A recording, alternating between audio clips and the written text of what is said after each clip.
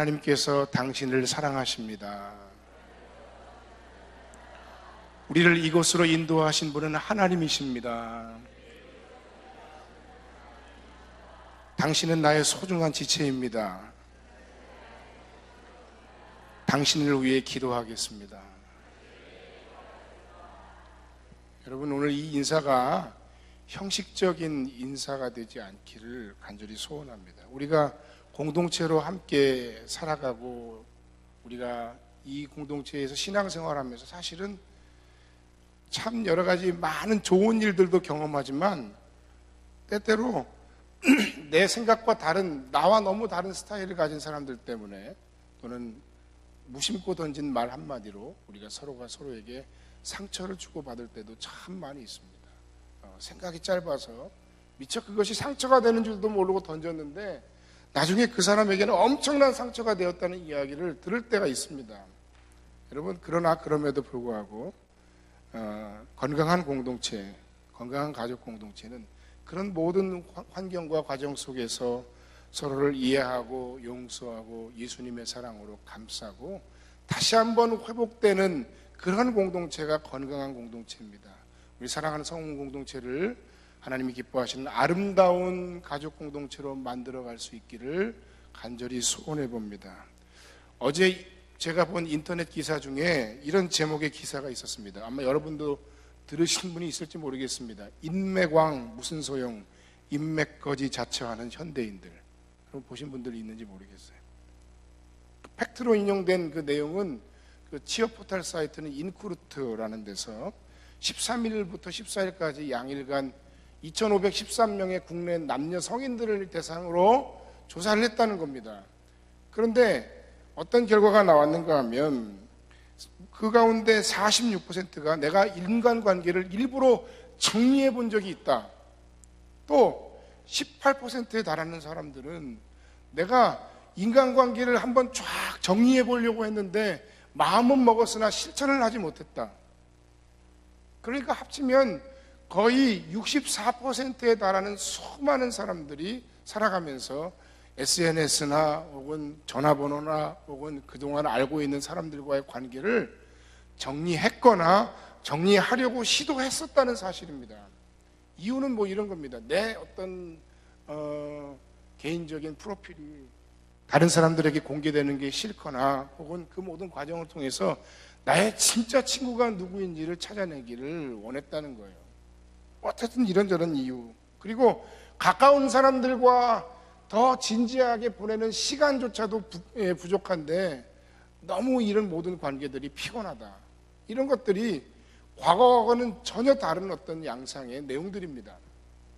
옛날에는 어떻게든지 한 사람이라도 더 많이 하는 것이 힘이었고 인맥이 힘이었고 네트워크가 힘이었던 시절이 있었는데 글쎄요, 세상이 바뀐 건지 사람들의 마음이 바뀐 건지 어떤 연유에서인지는 잘 모르겠으나 이제는 양보다는 질적인 인간관계를 더 중시하는, 관계의 질과 깊이를 더 중시하겠다는 그런 사람들의 생각이 그 안에 들어가 있다는 것입니다.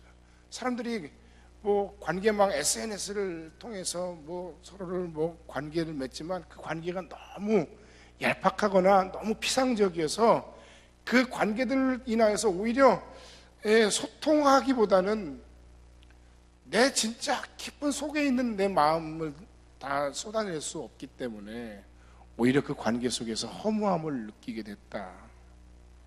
도움을 받을 수 있는 관계가 아니기 때문에, 그렇기 때문에 어차피 힘든 세상 인맥 커팅을 해야 되겠다. 이렇게 전문가들이 진단을 하고 있습니다. 자, 여기에는 두 가지 측면이 있습니다. 이 기사가 났으면 이것이 신앙적으로 옳은가 나쁜가 우리가 한번 잘 생각해 볼 측면이 있는데 두 가지 측면이 있습니다. 긍정적인 측면은 무엇인가 하면 물건도 가짜가 있고 짝퉁이 있고 신앙도 가짜가 있고 진짜가 있고 관계도 가짜가 있고 진짜가 있더라는 거죠. 그래서 진짜 관계와 가짜 관계를 잘 분별하고 내게 주어진 그 관계들을 조금 더 소중하게 여기겠다는 그런 마음가짐, 그것은 긍정적인 측면일 수 있습니다. 그러나 동시에 우리가 한 가지 조심해야 될 측면도 있다라고 생각이 됩니다. 그것은 무엇인가 하면 이 인맥 커팅의 현상이 그냥 단순하게 사람을 정리하는 차원의 내용보다는 지나치게 자기중심적이고 자기 이익에 반하는 사람들을 쳐내는 측면이 있다는 거예요. 이 사람이 내게 도움이 되는 사람인가 도움이 되지 않는 사람인가 이전에 이 사람과의 관계 속에서 나는 어떤 삶의 의미를 가지는가 하는 것을 찾아야 하는데, 그것이 아니라 나는 이 사람과 교제하면 조금이라도 나는 손해를 보면 봤지 이익을 보지는 않는다. 이런 측면에서 관계를 커팅하기 시작하면 이것은 기독교의 어떤 사랑이라는 정신, 희생이라는 정신, 헌신이라는, 섬김이라는, 봉사라는 그런 기독교의 아주 근본적인, 아주 핵심적인 신앙의 본질과는 멀어지는 측면이 있다는 거예요. 그렇기 때문에 이런 현상을 우리는 또한 사랑이라는 관점에서 균형 있게 바라볼 수 있어야 한다는 것입니다. 어떤 서기관이 예수님께 나와 질문을 던졌습니다. 무엇이 그 수많은 계명들 중에 가장 으뜸이 되는 계명입니까? 유대인의 율법 가운데는 613개의 해야 될 계명과 하지 말아야 될 계명이 있다는 거예요. 그런데 예수님께서 대답하신 그 대답을 듣기 이전에 우리는 이 계명의 어떤 본질을 우리가 잘 알아야 됩니다. 예를 들어서 가정에서 한번 봅시다. 가정에서 어떤 규칙을 잘 정했습니다. 이 약속들을 잘 지켜야 우리 가정이 잘 돌아간다, 그렇게 약속을 하고 약속을 지켜나갑니다. 모든 가족 구성원들이 그 약속을 철저하게 잘 지켜나갑니다. 아버지가 무섭든 아니면 엄마가 잔소리가 심해서든 어떤 이유에서인지 모르겠는데 열심히 그 약속들을 잘 지켜나갑니다. 그런데 정말 이 규칙과 이 약속을 정한 진짜 이유는 무엇입니까? 그 약속과 규칙을 잘 정하는 것이 그 근본적인 목적일까요? 아니면 그 약속과 규칙을 잘 정함으로 어떤 목표를 이루어내려고 하는 것일까요? 그것은 바로 그 약속을 잘 지켜내므로 서로를 이해하고 서로를 존중하고 서로를 배려하는 사랑이 넘치는 행복한 가정을 만들기 위한 것이 아니겠습니까? 그런데 여러분, 아무리 규칙을 잘 지키고 아버지가 무서워서 혹은 어머니가 잔소리가 심해서 그 규칙을 열심히 지킨다 할지라도 규칙을 잘 지켰다고 하는 것이 결코 그 가정에 행복하고 사랑이 풍성한 가정을 지켜주는 핵심적인 원리는 아니라는 것입니다. 사랑의 관계가 깨졌는데 그 규칙을 아무리 열심히 지키면 무엇하겠는가 하는 것입니다. 오늘 우리는 유대인들이 그토록 소중히 여겼던 율법의 613가지의 그 율법의 조항들을 우리가 생각하면서 한번 바라봐야 돼요. 그 당시의 유대인들은 그 율법들을 문자적으로 지키기 위해서 열심히 애쓰고 노력하다가 놓친 부분이 있었다는 것입니다. 그래서 예수님께서는 오늘 그 서기관을 향하여서 이렇게 대답하신 것입니다. 따라합시다. 하나님을 목숨 다해 사랑하고 이웃을 내 몸같이 사랑하라. 그렇습니다. 먼저 하나님을 목숨 다해 사랑하고 그 다음 이웃을 내 몸과 같이 사랑해라. 그런데 여기서 조금 특이한 것이 있습니다. 예수님께서는 하나님을 사랑해야 된다는 이야기를 하면서 마음을 다해, 뜻을 다해, 힘을 다해와 더불어서 목숨을 다해라는 이야기를 하셨습니다.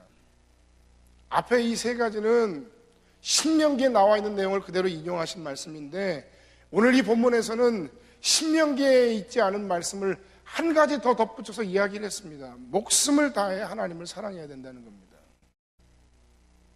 예수님이 이 신명기의 내용들을 기억하지 못해서 잘못 말씀하신 것일까요? 아닙니다. 그럴 리가 없습니다.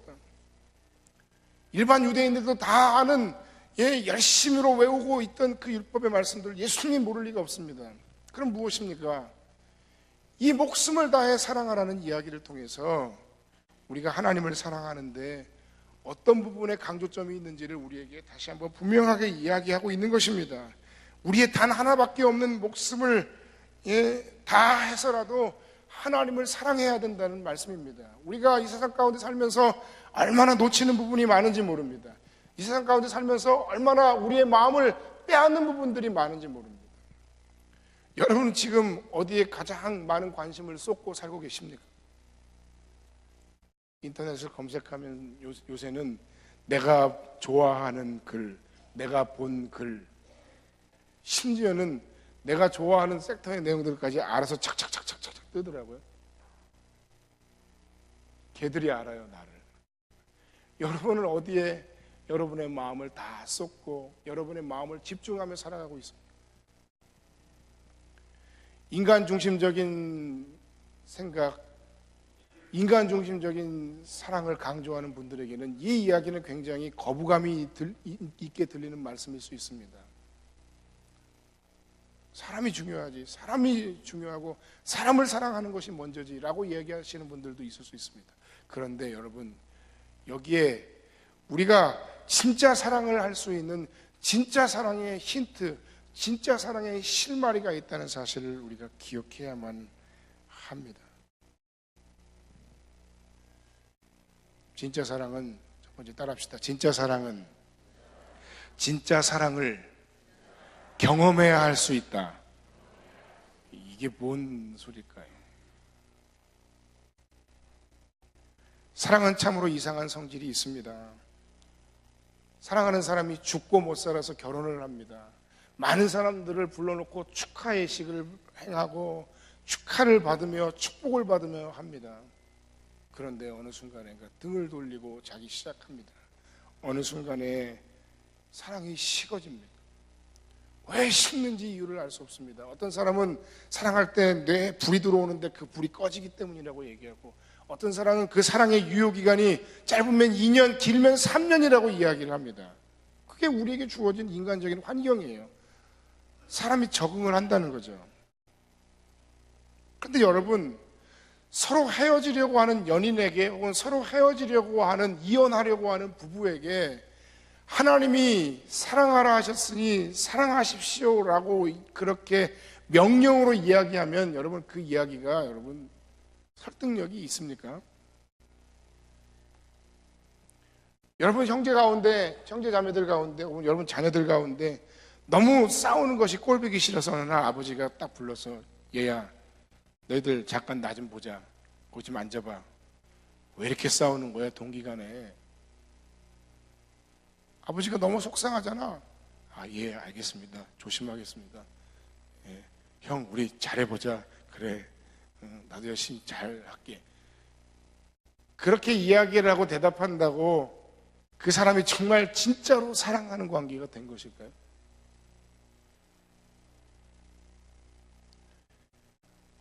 목사가 목회하다 보니까 너무 스타일이 다르고 서로가 서로에게 상처가 되는 안 맞는 사람들이 있어요.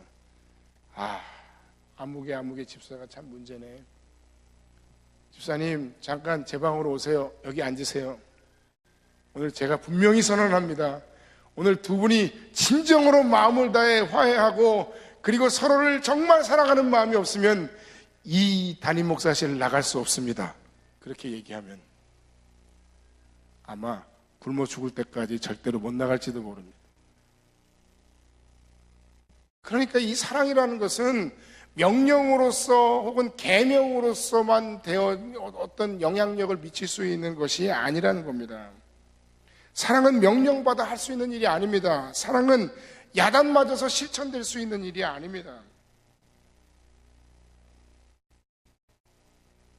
사랑은 사랑을 받아야 할 수 있는 것입니다.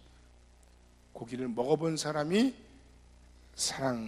고기 맛을 알 수 있는 것입니다. 여러분, 우리가 사랑을 제대로 못하는 것은 나를 진정으로 사랑하는 이성을 만나지 못했기 때문일까요? 우리가 자녀를 진짜 사랑하지 못하는 것을 내 어릴 적에 우리 부모가 열심히 사랑하지 못해줬기 때문일까요? 내가 사람을 믿지 못하는 것은 사랑의 또 다른 종류의 모습인 진실한 우정을 내가 경험하지 못했기 때문일까요? 아닙니다. 그것이 아닙니다. 우리에게는 한계가 있어요. 그 한계를 뛰어넘지 못하는 것이에요. 그런데 그 한계를 뛰어넘는 사랑, 상황을 뛰어넘는 사람, 내 이기심을 뛰어넘을 수 있는 사랑, 그 사랑은 하나님께서 우리에게 주신 그 크고 놀라운 사랑을 경험한 자들만이 할 수 있는 사랑이라는 겁니다. 아들을 우리에게 내어주시고 자기 목숨을 우리를 위해 내어주신 그 하나님의 사랑을 우리가 깊이 묵상하고, 그 하나님의 사랑을 우리가 깊이 누리고, 그 하나님의 사랑을 우리가 깊이 경험하고 고백할 수 있어야 우리가 사랑할 수 있다는 겁니다. 제일 바보 같은 질문이, 하나님을 사랑하고 그리고 사람을 사랑하라는 이 말씀 앞에 어느 날 갑자기 남편이 아내에게 묻습니다. 너는 하나님을 사랑하냐, 나를 더 사랑하냐? 그렇게 묻는, 가끔 이 어떻게 표현해야 되죠? 조금 부족한 분들이 있는 것 같아요. 우리가 그 꼴보기 싫은 남편, 우리가 꼴보기 싫은 직장 동료를 우리가 그럼에도 사랑할 수 있는 것은 무엇 때문입니까? 하나님이 우리를 사랑하신 그 크고 위대하고 놀라우신 사랑을 내가 충만히 경험하고 충분하게 누리고 그 사랑의 힘을 공급받았기 때문에, 그 사랑 안에서, 그 신적인 사랑 안에서, 그 하나님의 놀라운 사랑 속에서 이해할 수 없는 사랑을 이해하고, 용서할 수 없는 사람을 용서하고, 받아들일 수 없는 사람을 받아들이는 거예요.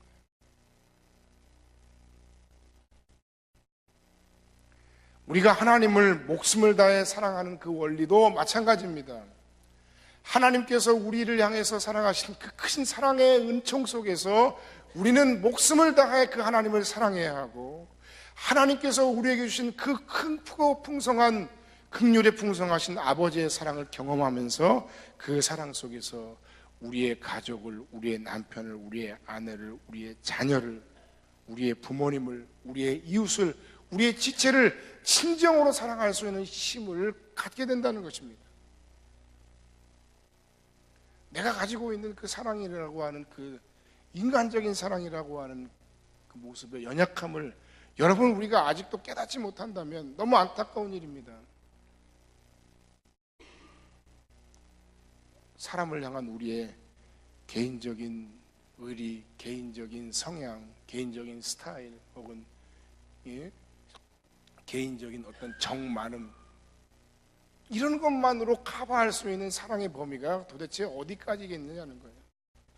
그렇기 때문에 진짜 사랑은, 우리가 하나님을 목숨 다해 사랑하고 이웃을 내 몸과 같이 사랑하는 그 진짜 사랑은, 하나님께서 우리에게 주신 그 크고 풍성하신 아들을 내어주시고 자신을 내어주신 그 놀라운 사랑을 우리가 경험할 때만 할 수 있는 것이다.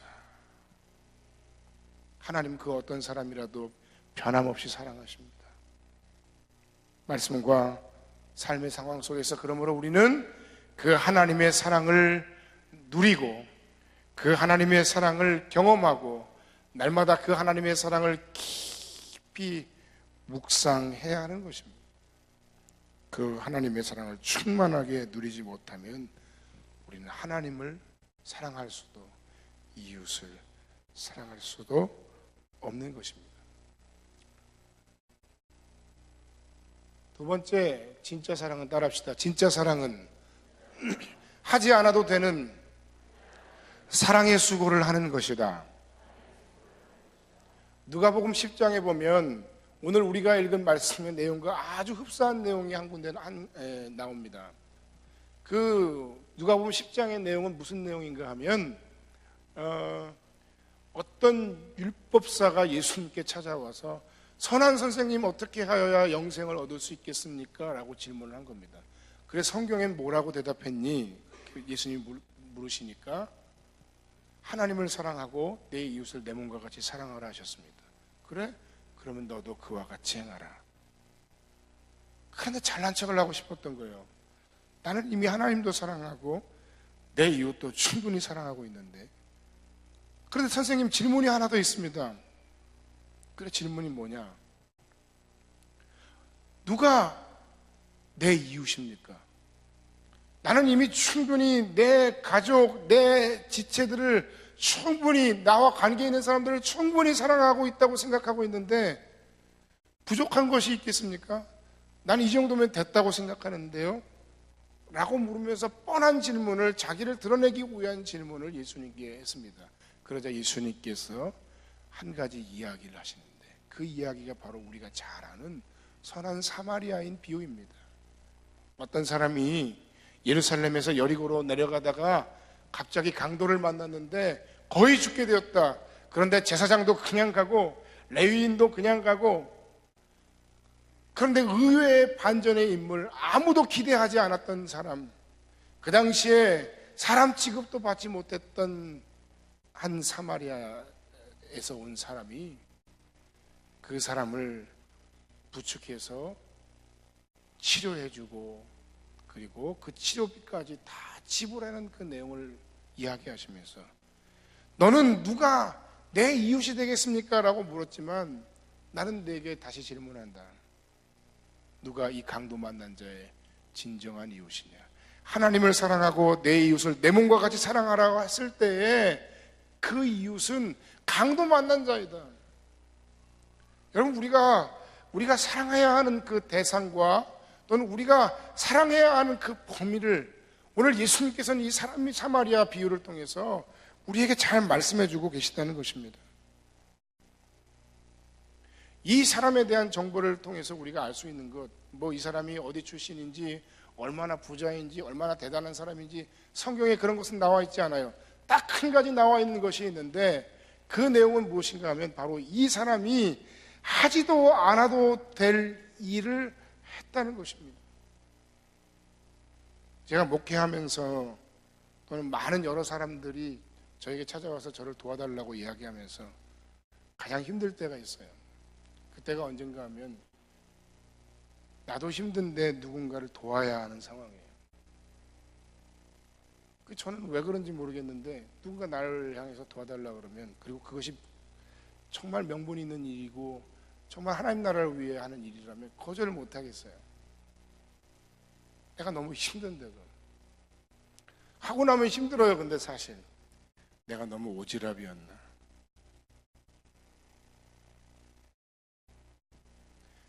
그런데 그때마다 하나님께서 말씀을 통해 또는 여러 가지 환경을 통해 그것이 옳았다라고 말씀하시고 여러 가지 상황을 통해 위로하시고 더 감당할 수 있는 환경과 힘을 더해 주시는 것을 날마다 경험하게 되는데, 오늘 이 본문의 선한 사마리아인도 마찬가지였습니다. 이 사마리아인을 통해서 하고 있는 핵심은 무엇인가 하면 하지 않아도 될 일들을 그가 지금 하고 있다는 거예요. 강도 맞는 사람을 위해 선행을 베푼 이 선한 사마리아인의 친절과 선행은 결코 그에게 어울리지 않은 것처럼 보이는 일이었습니다. 그럼에도 그는 그 불행한 일을 만난 그 사람을 자신이 만난 자신의 가족이 당한 일처럼 생각하고 자신이 당한 일처럼 생각하면서 돌보아 주었다는 것입니다. 예수님께서 내 이웃을 내 몸과 같이 사랑하라 말씀하신 그 말씀의 내용은 무엇입니까? 우리는 우리의 몸의 필요는 굉장히 민감해요. 배고프고 춥고 힘들고 졸립고 그리고 남들에게 좋아 보이고 싶고 하는 그 모든 나의 필요들에 대해서는 민감한데 우리의 이웃의 필요, 우리의 지체의 필요에 대해서는 너무너무 둔하다는 것입니다. 우리에게는 분명 한계가 있습니다. 내가 하지 않아도 되는 일을 하기에는 감당하기 어려운 우리의 삶의 한계가 있습니다. 물질의 한계가 있습니다. 시간의 한계가 있습니다. 노력과 능력의 한계가 있습니다. 그럼에도 불구하고 오늘 예수님께서는 우리에게 말씀하십니다. 진짜 사랑은 하지 않아도 되는 사랑의 수고를 마다하지 않고 하는 것이다. 오늘 이 사마리아인의 사랑은 예수님께서 우리에게 행하신 그 놀라운 사랑과 너무나도 닮아 있습니다. 가정의 달입니다. 5월이 가정의 달입니다. 가족은 너무 소중한 것입니다. 주님을 섬기는 마음으로 가족을 섬겨야 합니다. 하나님의 진짜 사랑을 힘입어야 그 사랑을 우리가 실천할 수 있습니다. 그런데 여러분에게 한 가지 더 도전합니다. 가족을 돌보지 않는 사람은 당연히 나쁜 사람입니다. 그러나 가족만 돌보는 사람, 자기 가족만 아는 사람, 자기 자녀만 아는 사람, 그것은 누구나 다 하는 사랑입니다. 믿지 않는 사람들도 충분히 할 수 있는 사랑입니다. 주님께서 우리에게 가르쳐 주시고 주님께서 우리에게 보여주신 사랑은 하나님의 사랑을 충만히 누리며 그 하나님을 사랑으로 사랑하며 가족뿐만 아니라 우리의 지체들, 하나님께서 내게 맡겨주신 어린 양떼들, 그리고 내 주변에 강도 만난 사람들을 진정으로 사랑하는 것입니다. 하지 않아도 되는 사랑의 수고를 마다하지 않는 사랑을 행하는 것입니다. 사랑하는 여러분, 처음 우리가 그렇게 인사했습니다. 당신은 나의 가족입니다. 나의 지체입니다. 내가 당신을 위해 기도하겠습니다. 이 강팍하고 힘들고 어려운 세상 속에서 우리에게 주어진 소중한 우리의 지체들을 더 소중히 여기고 사랑하시기를 바랍니다. 우리 교회는 대형 교회를 절대로 지향하지 않습니다. 못해서 못하는 것도 있겠지만 하고 싶지 않습니다. 하나님께서 우리에게 주신 이 공동체 속에서 우리끼리만 하자는 것도 아닙니다. 먼저 우리 안에 우리가 그리스도 예수 안에서 한 가족 되었음을, 우리가 서로가 서로에게 책임 있는 존재임을 다시 한번 기억하고 서로를 위해 기도하고 서로의 약점과 아픔을 나누고 그리고 그들을 세워갈 수 있는 그런 공동체가 되기를 원합니다. 2017년의 성공교회 표어가 그것이죠.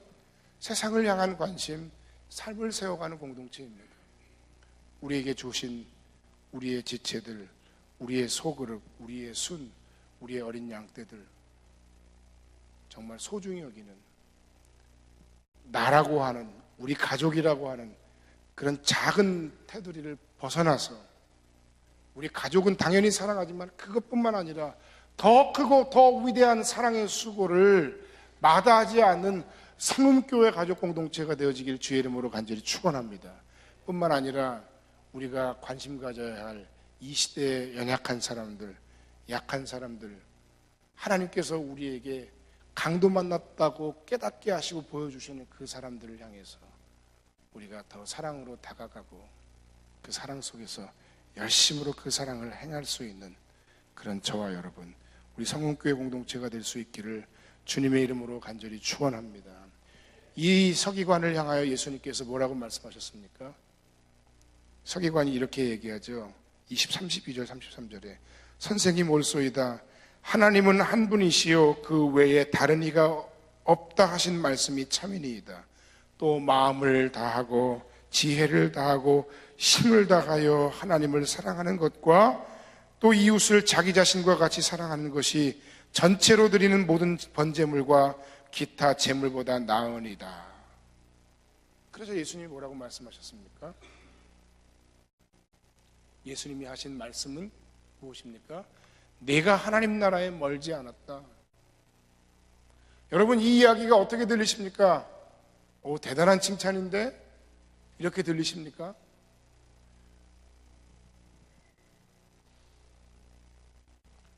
여러분, 하나님 나라를 위해 사는 사람이 있습니다. 하나님 나라를 살고 있는 사람이 있습니다. 그리고 하나님 나라에 멀지 않은 사람이 있습니다.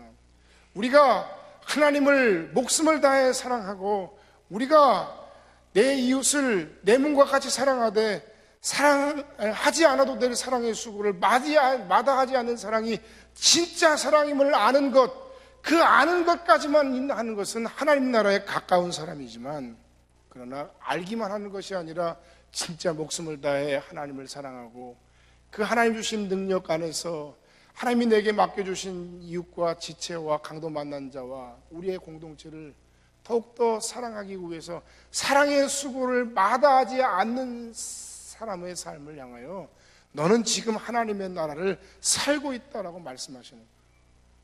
우리는 지금 하나님 나라에 멀지 않은 삶을 살고 있습니까? 아니면 하나님 나라를 현존하는 하나님 나라를 지금 살고 있는 하나님의 백성입니까?